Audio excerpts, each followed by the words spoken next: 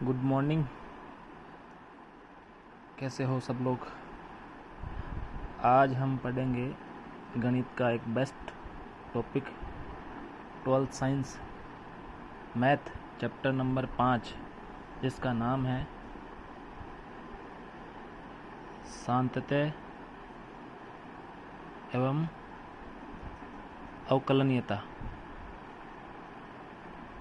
इस टॉपिक को पढ़ने से पहले हमको ज़रूरी ये है कि हम कक्षा 11th के chapter number limit and derivative सीमा और अवकलज के बारे में ज़रूर पढ़ें। सीमा और अवकलज क्या होती है ये हम बताएंगे अभी। इससे पहले ये जो टॉपिक जिसके अंदर आता है उसको बोलते हैं कैलकुलस, जिसका हिंदी में नाम होता है कलन। ये गणित विषय में 44 या 45 मार्क्स का आता है, जिसका वेटेज बहुत ज़्यादा है। इसके पार्ट है। इस कलन में क्या पढ़ना है हमें। इस कलन में सबसे पहले पढ़ना है हमको लिमिट्स। लिमिट्स का मतलब होता है सीमा। इसके बाद पढ़ेंगे हम कंटिन्यूटी। कंटिन्यूटी का मतलब होता है सांतत्य। फिर पढ़ेंगे अपन इसके बारे में डिफरेंशियबिलिटी। इसको बोलते हैं अवकलनीयता।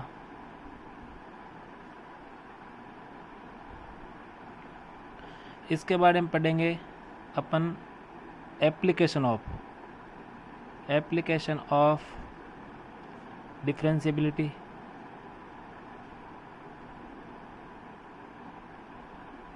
इसका मतलब होता है अवकलनीयता के अनुप्रयोग।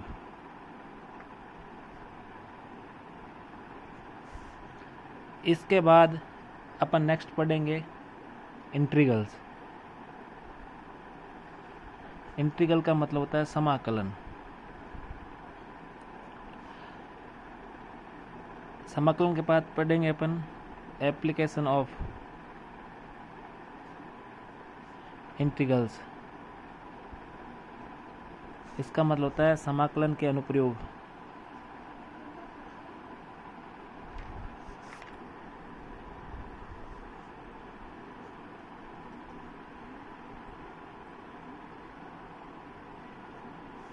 और इसके बाद हम लास्ट टॉपिक इसका पढ़ेंगे डिफरेंशिएशन इक्वेशन, यानी अवकल समीकरण। डिफरेंशिएशन इक्वेशन आने के लिए हमें एक तो डिफरेंशिएशन आना जरूरी है और एक इंटीग्रल आना जरूरी है, समाकलन आना जरूरी है। अवकलन इसी का आगे पार्ट है अवकलन।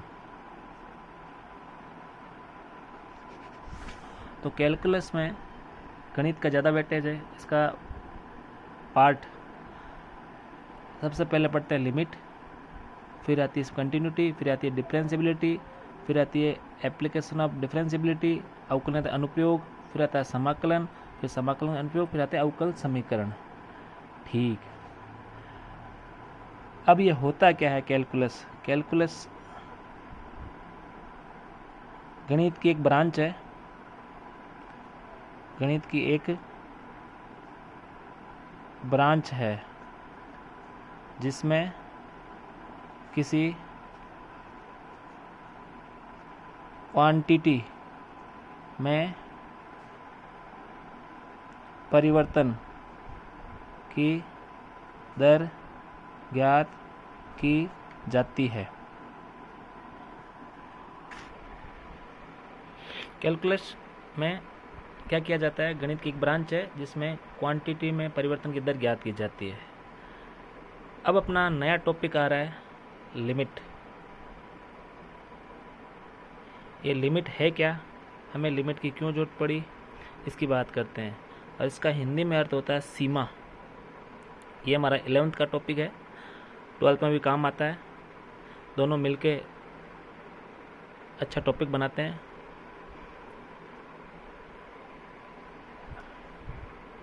सीमा का मतलब होता है किसी फलन में यदि कोई फलन, या अंग्रेजी में बोल दो इसको फंक्शन, यदि कोई फंक्शन अपरिभाषित है तो उसको परिभाषित या उस फलन की एप्रोक्सीमेट वैल्यू ज्ञात करने के लिए हम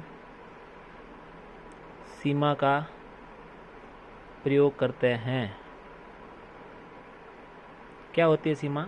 यदि कोई फलन है जिसका फॉर्म या जिसका आंसर 0/0 आ जाए, या इन्फिनिटी अपॉन इन्फिनिटी, इसको बोलते हैं अनंत बटा अनंत, या इन्फिनिटी माइनस इन्फिनिटी आ जाए, या 0 इंटू इन्फिनिटी आ जाए, या इन्फिनिटी की पावर 0 आ जाए, या 0 की पावर इन्फिनिटी आ जाए, या 1 की पावर 0 आ जाए। ऐसे क्वेश्चन जिसका हल होने पर अगर हमें ये मिलता है तो हम उस फलन को अपरिभाषित कहते हैं। और अपरिभाषित फलन को प्रूव करने के लिए हमारे पास एक नया तरीका जो है वो सीमा ही है। सीमा फंक्शन को सोल्व करने का तरीका है जिसकी अप्रोक्सीमेट वैल्यू ज्ञात की जाती है। जैसे एग्जाम्पल मैं आपको समझाने की कोशिश करता हूँ। मेरे पास कोई एग्जाम्पल है, जैसे फंक्शन दे रखा है, फंक्शन ये दे रखा है और फंक्शन दे रखा है x² दे रखा है। अगर मैं इस फंक्शन में x बराबर 0 पुट करता हूँ तो फंक्शन की वैल्यू क्या आ जाएगी मेरे पास? 0² अर्थात 0.0, जो क्या है? नॉट डिफाइंड है। नॉट डिफाइंड का मतलब क्या है? अपरिभाषित है। अब इस फलन को हमें आगे बढ़ाने के लिए क्या करना चाहिए? वो है हमारे पास लिमिटिंग वैल्यू। लिमिटिंग वैल्यू मतलब इसका एग्जैक्टिंग वैल्यू नहीं है, अप्रोक्सीमेट वैल्यू है। अर्थात हम आम भाषा में कह सकते हैं अंश व हर में हर का मान कभी भी शून्य नहीं होना चाहिए। यदि हर का मान शून्य होता है तो वो फंक्शन हमारे पास डिफाइंड नहीं होगा। जैसे फंक्शन मैंने ये ले लिया, इस फंक्शन को मैंने लिख दिया x²/x। इस x² को मैं काट सकता हूँ, लेकिन मैं तभी काट सकता हूँ जब मेरे पास x की वैल्यू क्या हो? x not क्या हो मेरे पास? 0। यानी x का मान अगर 0 नहीं हो तो मैं इस x को x से कैंसिल कर सकता हूँ। यदि x की वैल्यू 0 हो तो ये फंक्शन क्या होगा? Not defined. अर्थात सारी बातों का मतलब ये है, फलन का मान अप्रोक्सीमेट वैल्यू के निकालने के लिए होता है। फंक्शन को लिखने का तरीका f(x), यदि x² दिया है तो इसे ऐसे लिखा जाता है limit x tending to a f(x). यहाँ पे दो शब्द है, x टेंडिंग टू a और x = a। x tending to a का मतलब होता है x a की ओर अग्रसर हो रहा है, जबकि a नहीं है। और x = a का मतलब एग्जैक्टली x बराबर a ही है। अब लिमिट को सोल्व करने का कुछ तरीके होते हैं। इसको सोल्व कैसे करते हैं? सोल्व करने के लिए होते हैं इसके पास कुछ फॉर्मूले।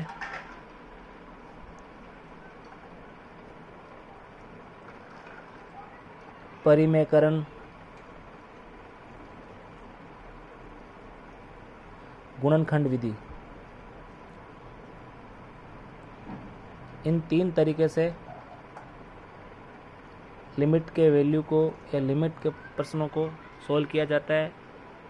ऐसे फलन जो अपरिभाषित है उनको परिभाषित करने के लिए हम फॉर्मूले, परिमेकरण या गुणनखंड विधि से इसको सोल्व करते हैं। नेक्स्ट टॉपिक आता है अपने पास में डेरिवेटिव, जिसका नाम होता है अवकलज। अवकलज क्या है? अवकलज का मतलब होता है ये गणित की प्रक्रिया है जिसका उपयोग किसी फलन की परिवर्तन की दर ज्ञात करने के लिए किया जाता है। यह एक गणितीय प्रक्रिया है जिसका उपयोग किसी फलन में परिवर्तन की दर ज्ञात करने के लिए किया जाता है। अर्थात एक छोटी सी राशि x है जिसमें मैं डेल छोटा सा परिवर्तन करता हूँ, तो दूसरी राशि y में क्या परिवर्तन होता है उसको ही अवकलन बोलते हैं। इसको लिखने का तरीका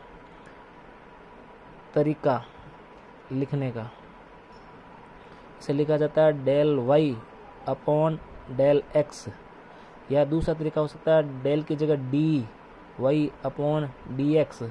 इसका मतलब क्या होता है? Change into y with respect to x is called derivative.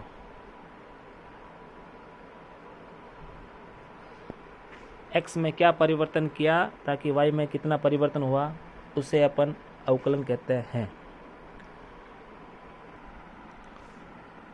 इसका अगला नेक्स्ट टॉपिक आता है हमारे पास 12th का कंटिन्यूटी।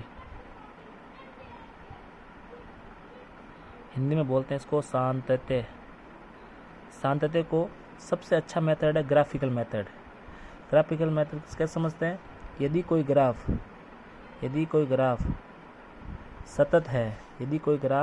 सतत है तो उसका ग्राफ कंटिन्यू चलेगा, कहीं पर भी टूटेगा नहीं। वो फलन हमेशा सांतत्य होता है। यदि कोई फलन कहीं बीच में ब्रेक हो जाता है किसी पॉइंट पर x = a पर, वो कहीं टूट जाता है तो वो ग्राफ क्या है?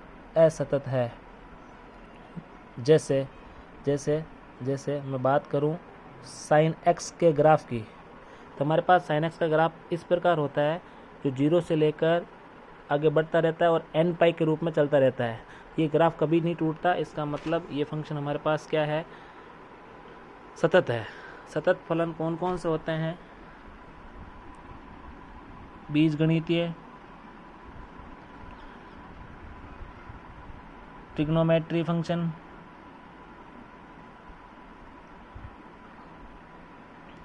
कांस्टेंट फंक्शन, ये सब फंक्शन हमारे पास सतत फलन होते हैं। कंटिन्यूटी का मतलब होता है कि अपन किसी पॉइंट पे उसकी लिमिटिंग वैल्यू ज्ञात करते हैं। अगर लिमिटिंग वैल्यू है, अगर वो पॉइंट उस बिंदु पर एग्जिस्ट करता है तो वो ग्राफ कभी नहीं टूटता। जो ग्राफ नहीं टूटता वो हमेशा सतत होता है। यदि कोई फलन सतत है तो हम उसकी LHL, RHL और फंक्शन की वैल्यू ज्ञात करते हैं।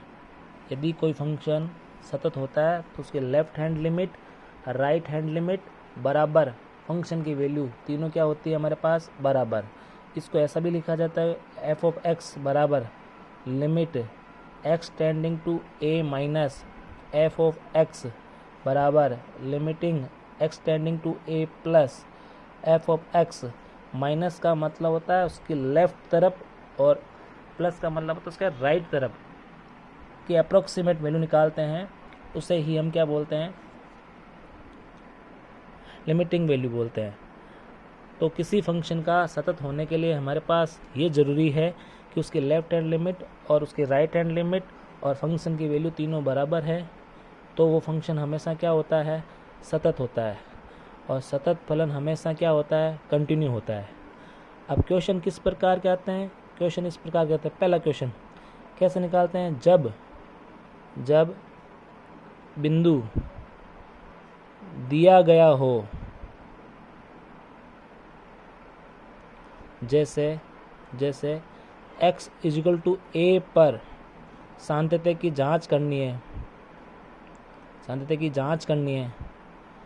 दूसरा हमारे पास टाइप आता है जब बिंदु दिया नहीं गया हो